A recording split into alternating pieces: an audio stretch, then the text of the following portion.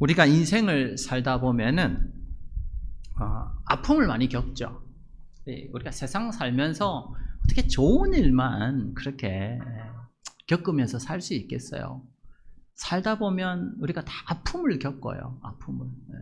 아픔을 겪는데, 근데 그 아픔 중에서 좀 정말 아프게 다가올 때가 언제냐 하면은, 우리가 정말 믿었고, 우리가 정말 의지했고, 마음을 다 터놓고 그 사람을 정말 사랑했고 내 마음을 다 쏟아내어서 그 사람을 믿고 신뢰했는데, 그 사람 때문에 고통스러울 때, 그 사람이 나에게 엄청난 고통과 아픔을 주었을 때, 그 고통이 우리가 겪는 고통 가운데 가장 큰 고통 가운데 하나라고 저는 생각을 해요. 요즘 보시면 그 전직 대통령들이 다 그렇잖아요. 박모 대통령이나 뭐 은퇴했던 문모 대통령도 보세요, 그죠? 사람 때문에 고통스러운 거예요. 근데 그 사람이 어떤 사람이었어요? 자기가 믿었고 자기가 신뢰했던 사람들이었어요. 그런데 이 기대했던 대로 되지 않잖아요, 그죠? 고통스러운 거예요.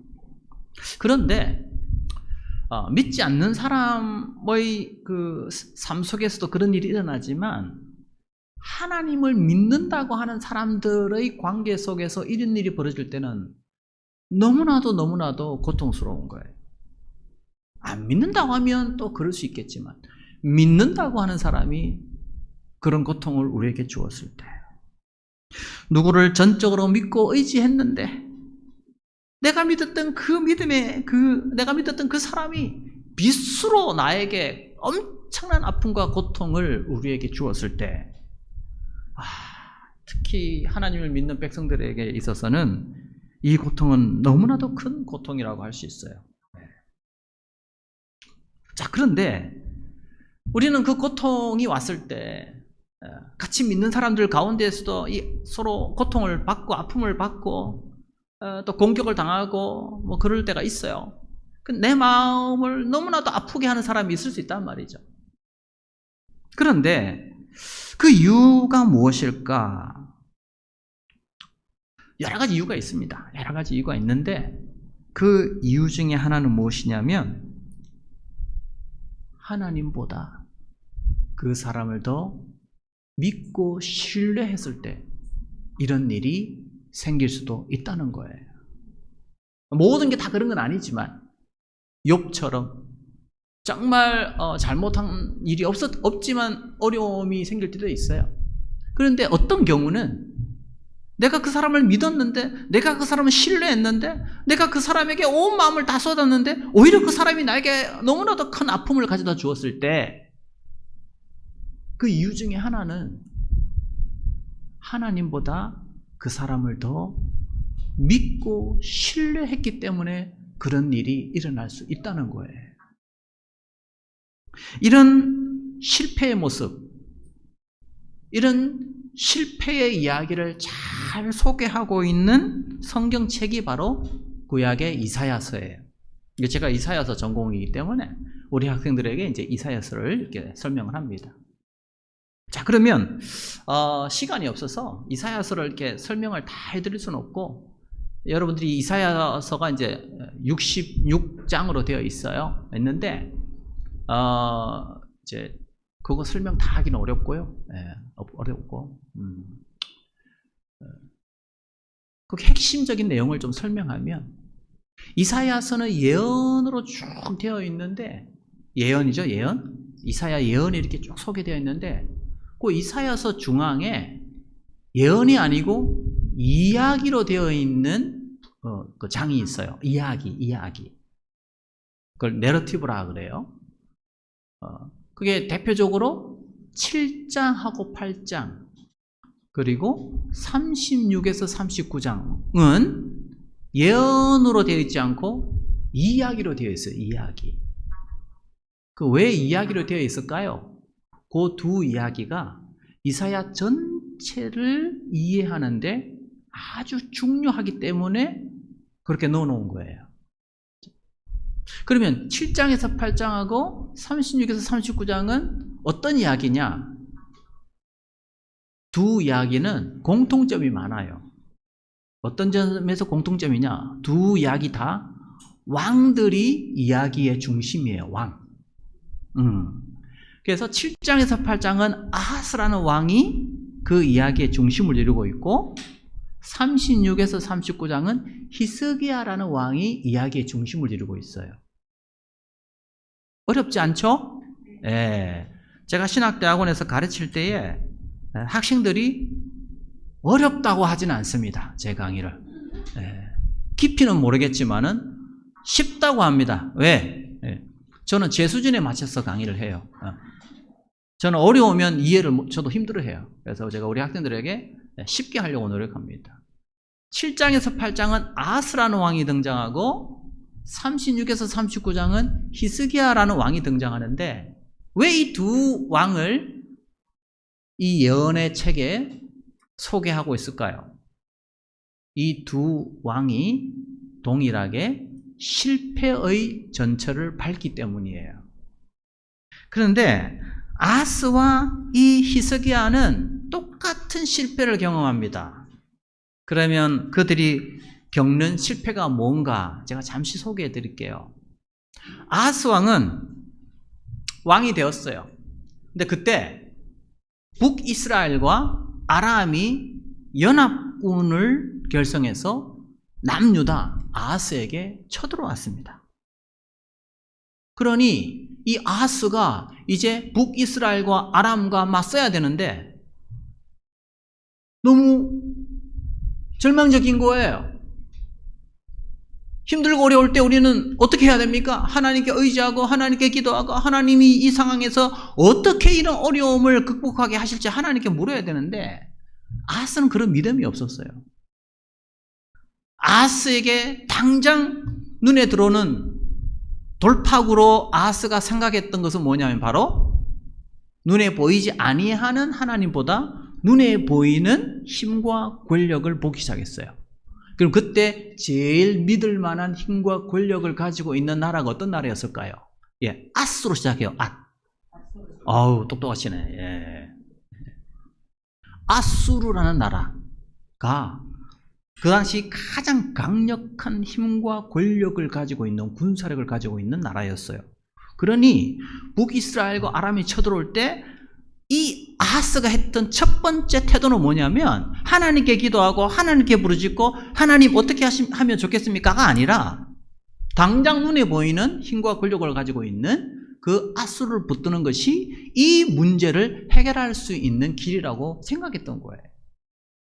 그래서 아수르가 누구에게 사신을 보낼까요? 아수르 왕에게 사신을 보내요. 그래서 열왕기 하 16장 7절에 보면 뭐라고 고백하느냐? 아수르 왕에게 나는 당신의 종이요 나는 당신의 아들입니다. 이렇게 고백합니다. 여러분, 이스라엘 왕, 유다의 왕은 누구의 아들이고 또 그 왕의 주인은 누구예요? 하나님이죠. 하나님이에요. 그런데 이 아하스가 아스루 왕에게 사신을 보내서 뭐라고 고백하냐면 나는 당신의 종이요 나는 당신의 아들입니다. 이렇게 고백해요. 자, 그래서 그때 아스루가 군대를 보내가지고 아람과 북이스라엘을 물리쳐요. 그러니까 어떻게 했어요? 그 전략이 네, 뭔가 통한 것처럼 보여요. 순간적으로는, 일시적으로는. 자, 그런데 여러분 이사야서 36장 1절에서 2절 한번 보실래요?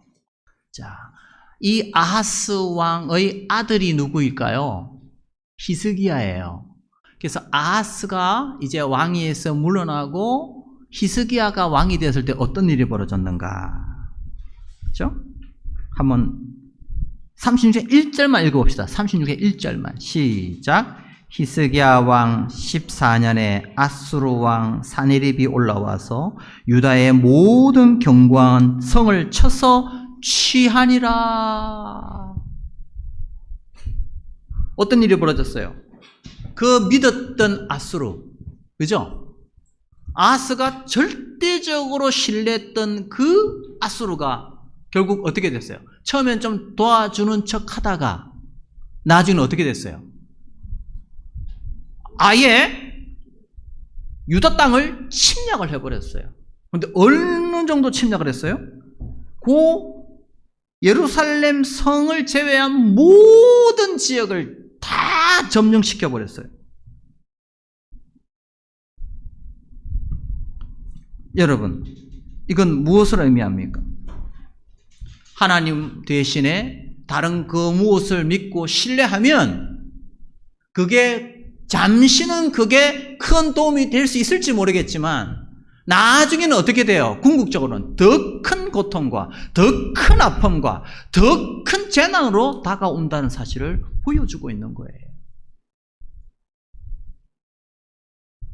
왜 그렇게 믿었던 아수르가 이렇게 엄청난 군사적 공격을 감행해서 지금 유다를 완전히 멸망시키려고 다가오고 있습니까? 그 이유는 무엇이죠? 아하스가 하나님보다 누구를 신뢰했기 때문에? 아수르를 신뢰했기 때문입니다. 순간적으로는 그럴 수 있습니다.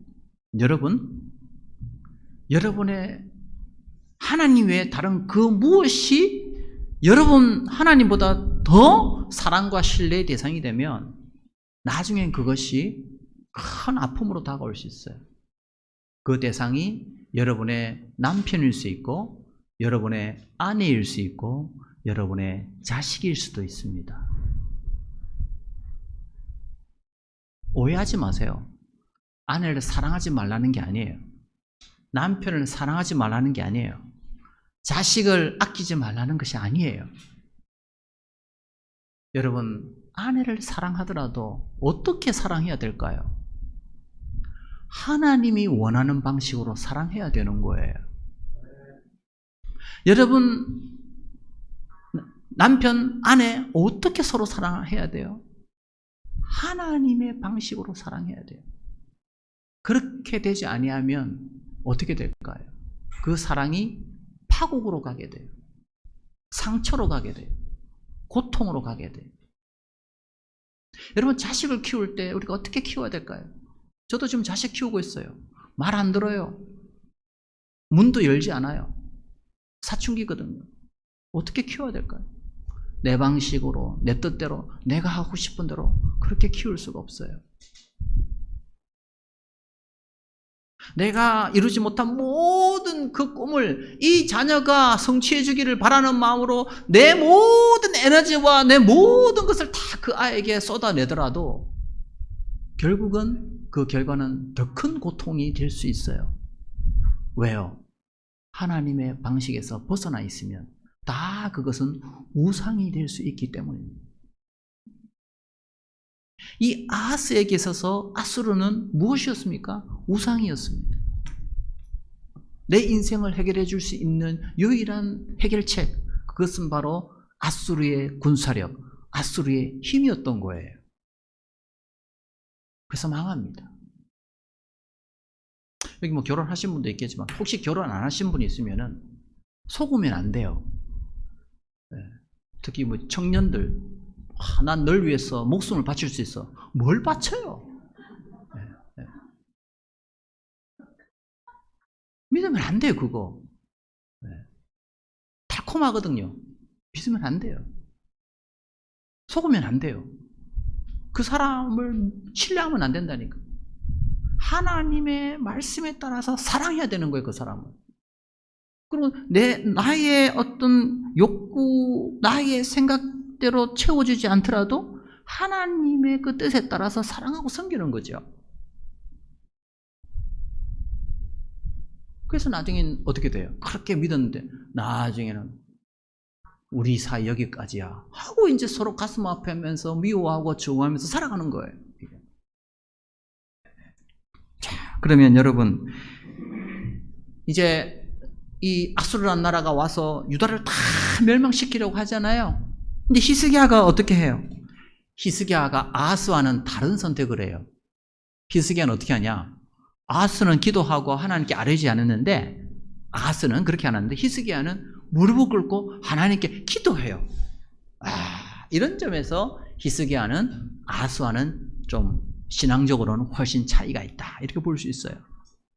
그래서 기도하고 하나님께 아뢰니까 어떤 일이 일어났어요? 하나님께서 밤에 천사를 보내가지고요, 아수르 군대를 싹 몰살시켜버렸어요. 할렐루야.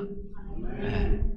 그래서 이 사건을 통해서 뭘 보여주는 거예요? 하나님의 백성의 운명은 전적으로 하나님의 손에 달려있기 때문에 세상과 눈에 보이는 권력과 힘을 의지해서는 안 된다는 것을 이 놀라운 구원 사건을 통해서 이사야서는 우리에게 깨닫게 해요. 자, 그런데 여기서 끝나면 얼마나 좋았겠어요, 히스기야가. 여기서 끝나면 얼마나 좋았겠어요.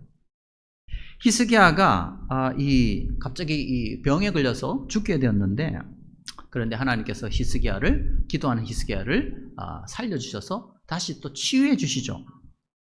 자, 그러자 오늘 읽었던 이사야서 39장에 보면 바벨론 왕이 사신을 보냅니다. 사신. 야, 히스기야가 죽었다가 살아났다는데, 야, 우리가 축하하면서 사신을 보내자 하고 그렇게 사신을 보내요. 근데 여러분, 본문을 잘 이해해야 되는 것이, 사신이 올 때 그냥 축하한다는 것만으로 올까요? 사신이 온다는 것은 다 뭘 가지고 올까요? 정치적인 목적을 가지고 와요. 이 나라와 뭔가 정치적인 목적을 가지고.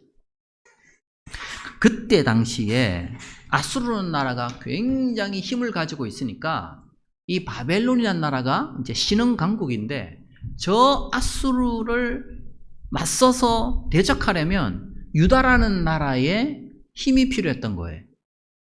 그래서 이 아수르 왕이 사신을 보내어서 유다 왕 히스기야에게, 야, 우리 같이 힘을 합쳐서 저 아수르와 싸우자라고 동맹을 요청한 거예요. 동맹. 자, 그러면 히스기야가 이런 상황에서 어떻게 해야 될까요? 이런 상황에서 아까 어려운 일이 왔었죠? 그때 히스기야는 어떻게 했죠? 기도하고 하나님의 뜻을 물었죠. 자, 그런데 여기서 히스기야는 어떻게 합니까? 하나님께 묻지를 않습니다. 그리고 어떻게 하죠? 자기가 가지고 있는 그 모든 힘과 권력을 다 보여줍니다. 특히 여러분, 우리가 눈여겨보아야 할 게 뭐냐면 39장 2절이에요. 39장 2절에서 특별히 보여주는데 뭘 보여줍니까? 모든 무기들을 다 보여줬어요. 왜 그랬을까요? 그래, 나는 너와 함께 얼마든지 힘을 합쳐서 아수르와 싸울 수 있어. 바로 이런 히스기야의 행동은 바벨론이 동맹을 요청해오자 적극적으로 동맹을 수용한 이 히스기야의 태도와 모습을 볼 수가 있어요. 즉, 이 히스기야는 어떤 생각을 가졌을까요? 이 바벨론의 힘을 의지해서, 바벨론과 힘을 합쳐서 저 아수르와 맞서려고 했던 것이죠. 여기서 히스기야의 문제는 어디에 있습니까? 하나님을 의지하는 것보다도 누구를 더 의지하게 되었죠? 바벨론을 의지하게 되었던 거예요.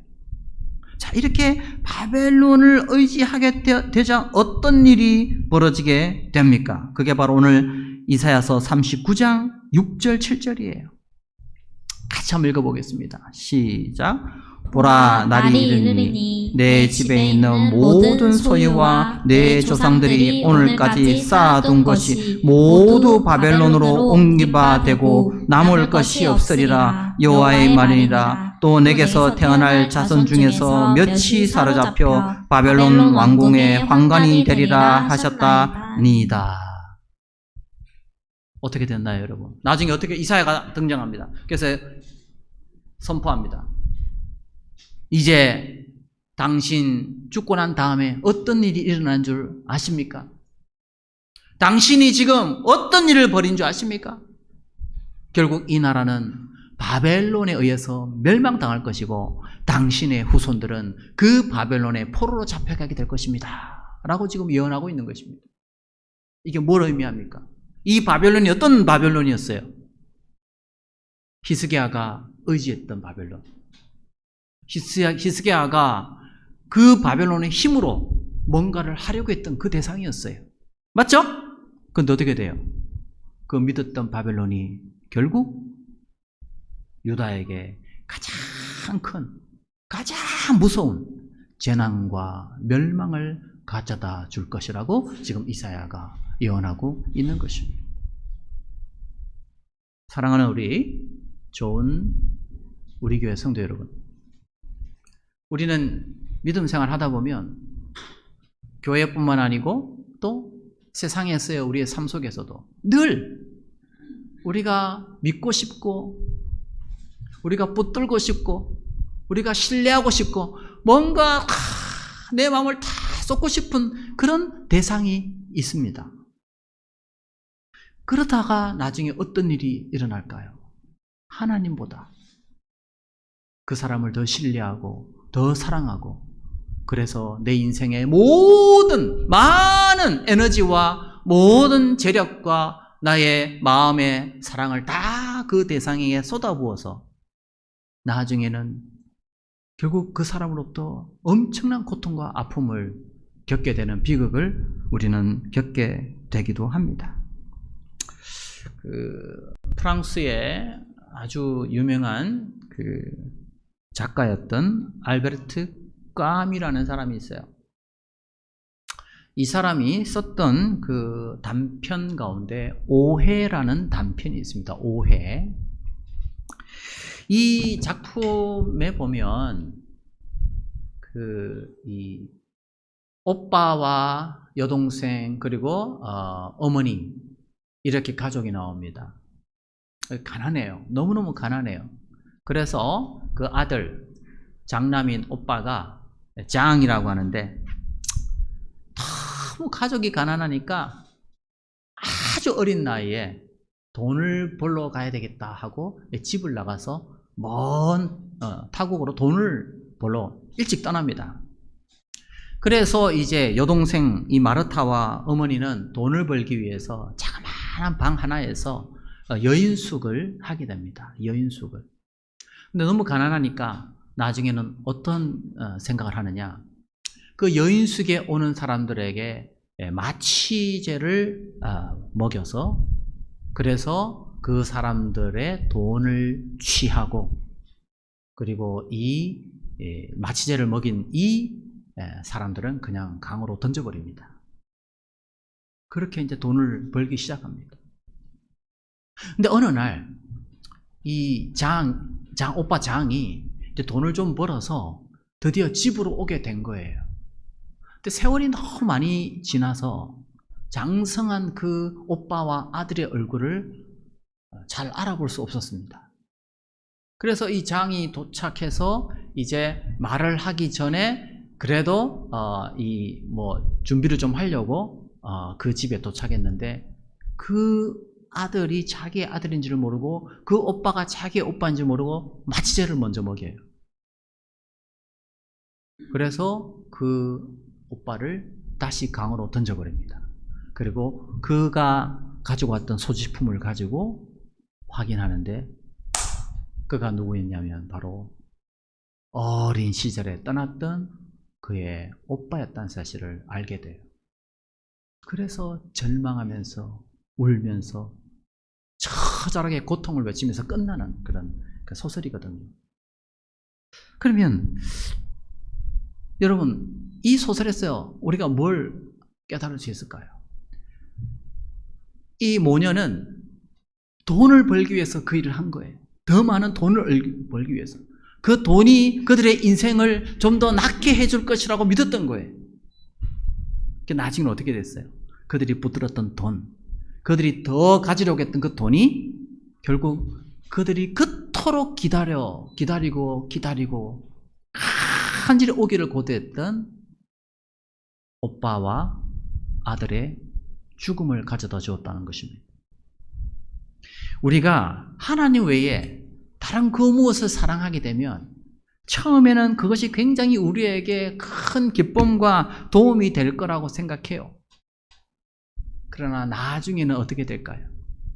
그것이 우리에게 큰 아픔으로 다가오게 됩니다.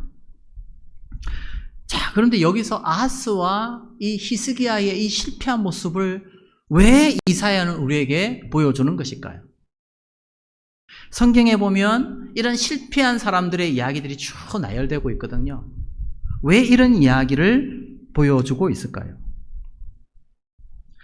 여러분, 성경을 읽어보면 이스라엘이 잘 돼가지고 성공했던 이야기가 많아요? 아니면 실패했던 이야기가 많아요? 실패했던 이야기가 훨씬 더 많아요. 70년 종살이 이야기가 가득 차 있어요. 뭐 기껏해야 좀 잘 되고 뭐 성공한 이야기 많지 않아요. 성경은 오히려 실패의 이야기로 가득 차 있어요. 그래서 우리가 얼마나 성공을 좋아했으면 성경을 다 읽지도 않고 중간중간에 성공한 이야기만 가져와서 이야기를 하잖아요.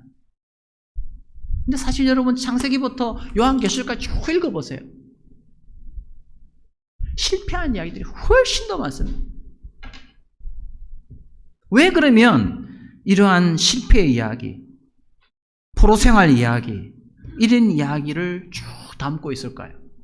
그것은 바로 우리도 역시 그런 실패의 전철을 밟을 수 있다는 사실을 우리에게 깨닫게 해줍니다. 이 성경에서 실패한 이 이스라엘 백성들, 아하스와 같은 사람들, 히스기야와 같은 사람들이 딴 사람들이 아니고 바로 누구라는 거죠? 우리가 바로 그런 사람들이라는 거예요. 우리도 세상을 사랑하고 우리도 하나님보다 다른 것을 사랑하고 우리도 하나님보다 자식을 의지하고 우리가 하나님보다 가족을 의지하고 우리가 돈을 의지하고 명예를 의지하고 권력을 의지하는 자들이라는 거예요. 앞에서 설교하는 저 역시도 마찬가지예요. 저도 그렇게 살아요. 저도 매일 실패해요. 아니 교수라는 사람이 신학을 제대로 가르쳐가지고 학생들에게 바르게 가르쳐야 되는데 저도 매일 실패해요. 저도 세상을 사랑해요. 저도 돈을 좋아하고 권력을 좋아하고 세상의 헛된 것들을 좋아해요. 저 역시도. 자, 그러니 제 자신을 돌아보면 도저히 희망이 없어 보여요. 여러분의 천재, 여러분의 모습을 보면 희망이 없어 보인다는 거예요. 그럼 어디에 희망이 있을까요? 이런 실패한 하나님의 백성들을 끝까지 포기하지 아니하시는 우리 하나님의 은혜의 손길이 유일한 희망인 줄로 믿습니다. 여러분을 포기하지 아니하시는 그 하나님, 세상을 향하여 감에도 불구하고 끝까지 세상을 향하는 그 하나님의 백성들의 그 손을 분질러서라도 하나님의 품으로 이끌어 오시는 그 주님의 포기하지 않는 사랑, 집요한 사랑, 끈질긴 사랑, 그것이 우리에게 희망인 줄로 믿습니다. 그래서 여러분 오늘 그런 바벨론의 포로로 잡혀가지만 40장에 보니까 바로 하나님은 어떻게 선언하십니까? 너희의 하나님 이르시되 너희는 위로하라, 내 백성을 위로하라. 너희는 예루살렘의 마음에 닿도록 말하며 그것에 외치라. 그 노역의 때가 끝났고 그 죄악이 사함을 받았느니라. 70년의 바벨론의 그 기나긴 그 시간을 통하여서 하나님은 언약의 백성들, 그의 백성들을 연단시키고 훈련시켜서 다시 회복으로 이끌어 가시는 그 하나님의 은혜의 손길이 바로 우리의 희망임을 오늘 이 말씀은 깨닫게 합니다. 우리는 실패하는데요. 이 실패한 사람들의 이야기가 또 어디에 나오냐면요. 신약에 등장합니다. 여러분 신약을 딱 읽으면 실패한 사람들 이야기가 바로 등장합니다. 누굽니까? 예수님의 제자들이죠. 예수님의 제자들은 어떤 길을 선택합니까? 주님이 걸어가신 십자가의 길을 선택하지 아니하고 세상의 성공의 길을 선택합니다. 세상이 보여주는 길을 갑니다. 예수님께서 길을 가면서 그 고난의 길을 걸어가고 있음에도 불구하고 야고보와 요한은 뭘 꿈꾸고 있습니까? 세상에서 성공해서 멋진 영광의 자리에 앉게 될 것을 고대하고 있습니다. 자, 그래서 그 결과가 뭡니까? 철저하게 실패를 경험합니다. 제자들이 완전히 실패하게 됩니다. 그들이 꿨던 꿈이 완전히 헛되다는 사실을 알게 됩니다. 자, 그러면 이런 실패한 제자들에게 희망은 있는 것일까요? 주님을 떠나버렸습니다. 심지어 베드로는 나는 저 사람 모른다 라고 완전히 완강하게 부인까지 했어요. 나는 모른다고. 이 정도 되면 이제 자격 없는 거 아니에요? 그죠? 자격 없잖아요. 예수님 모른다고 부인까지 했으니. 그러나 여러분, 실패한 제자들에게도 희망이 있습니다. 왜냐하면요, 여러분 마가복음 16장 5절 7절을 한번 살펴보겠습니다. 신약 성경인데요. 마가복음 16장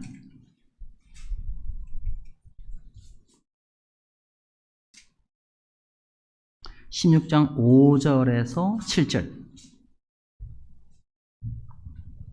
예수님께서 부활하신 다음에 제일 먼저 어디로 가셨는가 하는 게 중요합니다. 그래서 천사들이 그 실패한 제자들에게 예수님이 어디로 가셨느냐라고 말씀하시냐면 한번 읽어봅시다. 5절에서 7절까지.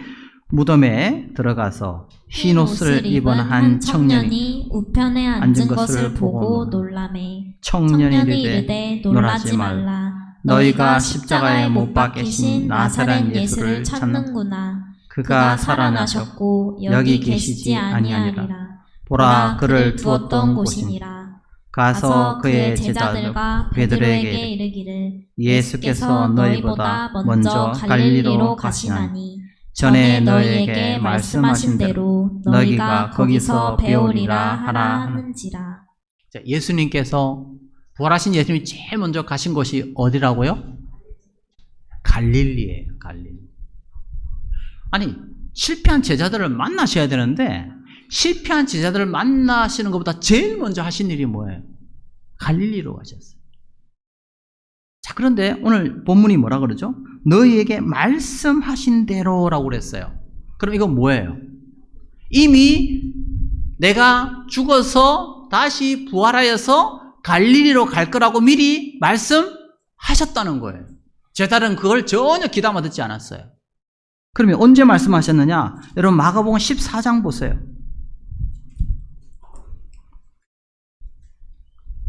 27, 28절. 마가복음 14장 27, 28절.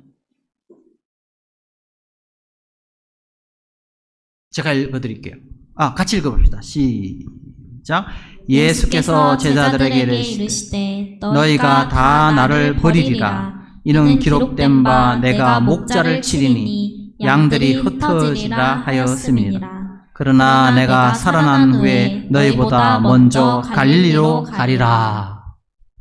예수님께서 이미 돌아가시기 전에 난 죽을 것이고 너희들은 날 다 버릴 거야. 그런데 나는 살아나서 너희보다 먼저 갈릴리로 가실 것이다 라고 예수님께서 말씀하셨습니다. 예수님께서는 제자들이 실패하실 것을 아셨습니다. 예수님께서는 제자들이 세상을 사랑하실 것을 아셨습니다. 다 아셨어요.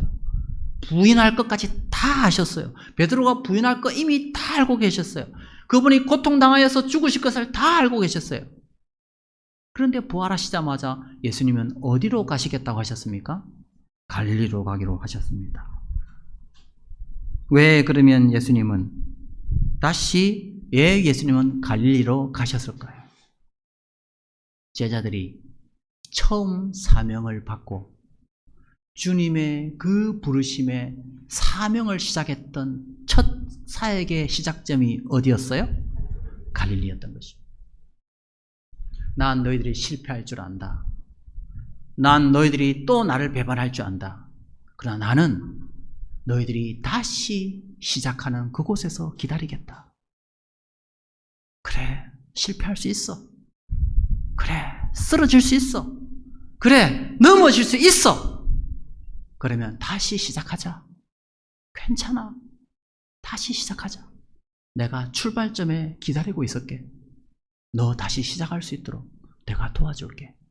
너 다시 하나님의 사명을 다시 붙들고 다시 나아가겠다고 너가 나에게 나오는 그 순간 난 너를 기다리며 너를 다시 사역의 첫 출발점에서 너와 함께 시작하기 위하여 나는 여기에서 준비하고 있을게. 예수님께서 기다리시겠다고 먼저 가신 것입니다. 사랑하는 우리 좋은 교회, 좋은 우리 교회 성도 여러분, 우리가 실패할 수 있습니다. 세상을 사랑할 수 있습니다.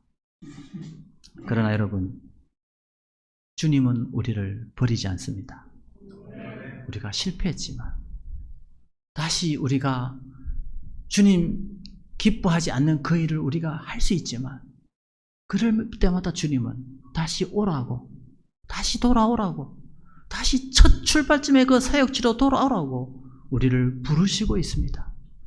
좋은 우리 교회 성도 여러분, 우리가 실패했다 할지라도 절망하지 마시고 주님 앞에 나아가시기 바랍니다. 누군가가 여러분을 아프게 했다면, 누군가가 여러분을 너무 힘들게 했다면 내가 주님을 붙들지 못하고 주님을 의지하지 못하고 내가 다른 그 무엇을 의지하고 있었음을 깨닫고 주님, 이제는 주님 당신이 내 인생의 넘버원이 되게 해주십시오. 당신이 내 인생의 삶의 나의 의지의 첫 번째가 되게 해주십시오. 그리고 전부가 되게 해주십시오. 그러면 여러분이 집착했던 그 집착의 대상이 오히려 하나님의 은혜의 도구가 되어서 여러분의 자식, 여러분의 가족들, 남편과 아내, 여러분의 직장, 여러분이 그토록 애쓰고 노력했던 그 모든 것들이 하나님의 은혜 가운데서 아름답게 여러분의 사역의 풍성한 결실로 다가오게 될 줄로 믿습니다. 그래서 여러분, 이 교회에 모였는데요, 이 건물에 집착하지 마세요. 그러면 망하는 길이에요. 여러분, 이거 하면서 피아노, 이거 이런 것에 집착하면 안 돼요. 그게 중요한 게 아니에요. 하나님께서 어떻게 이 좋은 우리 교회를 통하여 하나님 나라를 이루어 가시는지를 보셔야 됩니다. 목사님께서 말씀을 통하여 생명의 말씀이 선포되는 게 중요한 거예요. 네. 그래서 교회가 살아나는 거예요. 그렇다고 제가 건물에 신경 쓰지 말라는 건 아니에요.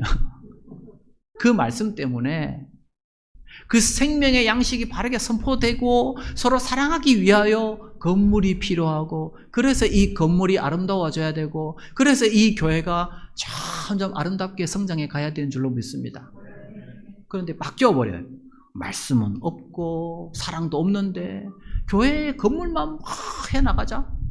그럼 어떻게 돼요? 나중에는 건물은 있는데 영적인 힘은 다 상실해버리고 하나님의 능력은 떠나버리는 그런 마른 뼈와 같은 그런 교회가 될 수 있기 때문에 그렇습니다. 이 교회는 정말 생명이 넘치는 교회, 사랑이 넘치는 교회, 무엇보다도 실패할 때마다 절망하지 마시고 갈릴리에서 여러분을 기다리시는 그 주님을 바라보면서 날마다 실패할 때마다 생명 되신 주님의 그 손을 붙들고 다시 시작하여서 나중에는 제자들이 오순절의 성령님을 경험하여 어떤 일이 벌어집니까? 세상을 사랑하였던 그들이 오히려 주님 한 분만 의지하고 세상과 맞서서 복음을 전거해서 하나님의 귀한 일꾼이 되지 않습니까? 저는 좋은 우리 교회 성도님 한 분 한 분이 다 이렇게 세상을 사랑하였지만 그 실패에도 불구하고 주님 붙들고 나아와서 이제는 세상이 아니라 하나님 나라를 위하여 복된 사역을 감당하는 신실한 믿음의 교회, 아름다운 교회, 사람을 살리는 교회 되기를 주님의 이름으로 간절히 축복합니다. 우리 담임 목사